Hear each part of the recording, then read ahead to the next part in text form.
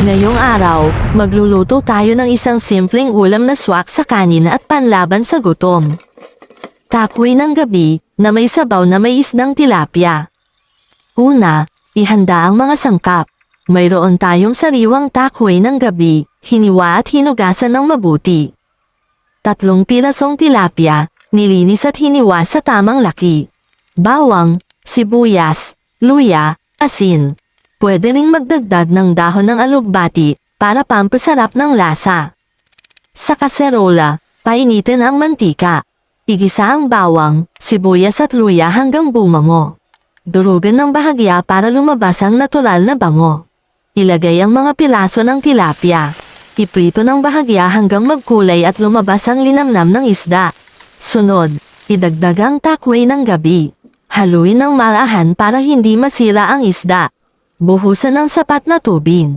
Takpan at hayaang kumulo hanggang lumambat ang takoy ng gabi at kumapit ang lasa. Timplahan ng asin, paminta, ayon sa panlasa. Kapag malambot na ang gulay, ilagay ang dahon ng alugbati. Pakuluan pa ng ilang minuto at handa na ang ating ulam.